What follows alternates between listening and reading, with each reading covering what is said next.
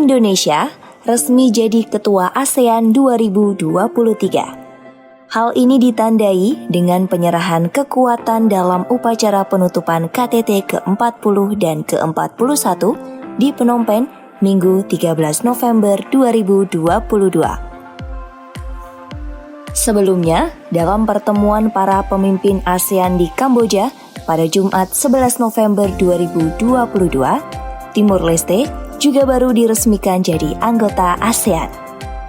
Lalu, bagaimana jejak perjalanan ASEAN?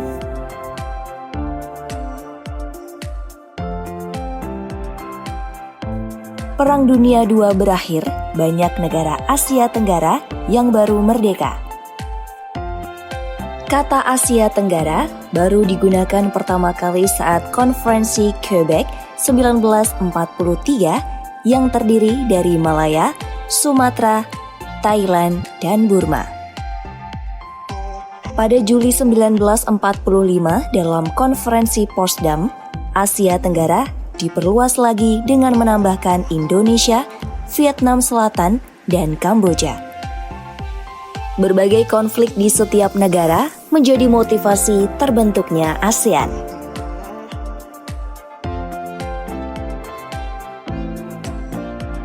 Sepanjang tahun 1950 hingga 1960-an, negara-negara baru di kawasan Asia Tenggara masih sangat muda dalam pembangunan nasional dan bangsa.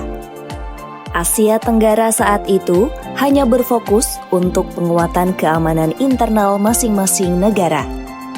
Sebelum ASEAN, negara-negara muda Asia Tenggara telah berusaha membentuk perjanjian dan kerjasama untuk menyatukan kawasan.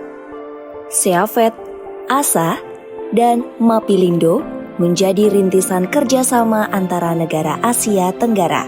Namun, usaha demi usaha penyatuan gagal karena masing-masing negara menekankan kepentingan masing-masing.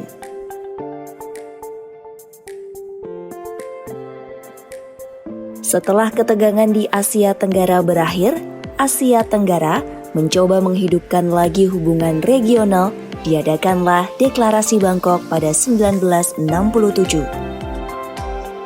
Dalam konferensi Bangkok, 5 negara mengutus perwakilannya, di antaranya Tun Abdul Razak yang merupakan Wakil Menteri Malaysia, Ada Malik, Menteri Luar Negeri Indonesia, Tanat Koman, Menteri Luar Negeri Thailand, Narsiko Ramos, Menteri Luar Negeri Filipina, dan S. Rajaratnam, Menteri Luar Negeri Singapura. Hasil dari konferensi ini merupakan cikal bakal pembentukan ASEAN. Awalnya, ASEAN terdiri dari 5 negara, yakni Indonesia, Malaysia, Filipina, Singapura, dan Thailand melalui Deklarasi Bangkok. Anggota ASEAN bertambah dengan bergabungnya Brunei Darussalam, Vietnam, Kamboja, Laos, dan Myanmar.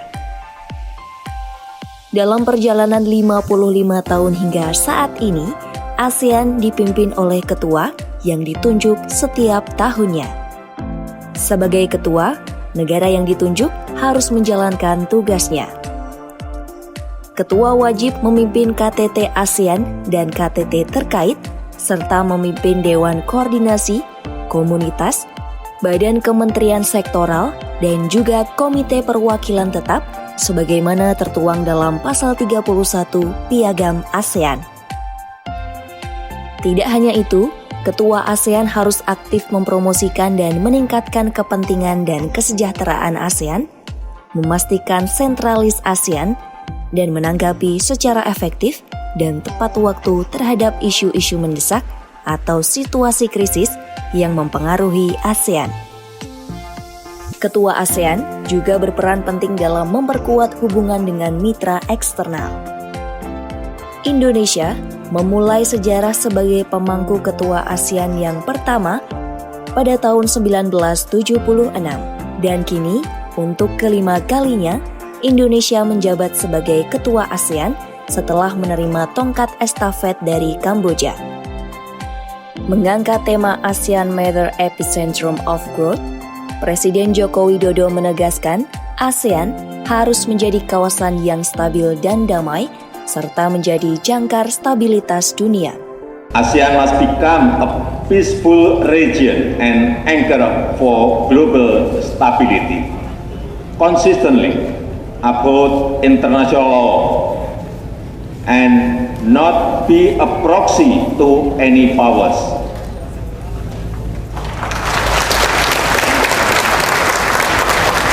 ASEAN must be a dignified region, uphold the values of humanity and democracy. ASEAN should not let current geopolitical dynamic turn into a new Cold War in our region.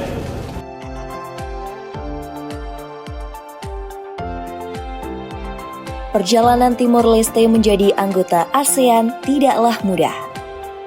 Sejak kemerdekaannya tahun 2002, Timor Leste ingin menjadi anggota ASEAN, namun langkahnya selalu terhadang berbagai kepentingan. Dalam piagam ASEAN, salah satu syarat untuk masuk dalam keanggotaan ASEAN adalah mendapatkan pengakuan oleh negara lain. Syarat inilah yang menjadi batu hambatan Timor Leste. 6 negara anggota ASEAN, di antaranya Singapura, Myanmar, Malaysia, Laos, Brunei Darussalam, dan Vietnam, khawatir Timor Leste justru menguras sumber daya ASEAN yang terbatas akibat membantu kesenjangan pembangunan negara anggotanya. Singapura lebih khawatir Timor Leste akan menjadi penghambat kemajuan masyarakat ekonomi ASEAN karena PDB-nya yang jauh di bawah negara ASEAN. Timor Leste pun bangkit dengan bantuan Portugal, Australia, Jepang, dan Cina. Namun, justru kerjasama dengan negara-negara itu menjadi hal yang menyulitkan Timor Leste bergabung dengan ASEAN. Presiden Timor Leste, José Ramos Horta, tetap berjuang agar negaranya dapat bergabung dalam ASEAN. Akhirnya Timor Leste bergabung dengan ASEAN sebagai anggota ke-11 pada 11 November 2022 usai KTT ASEAN ke-40-41 di Phnom Penh, Kamboja.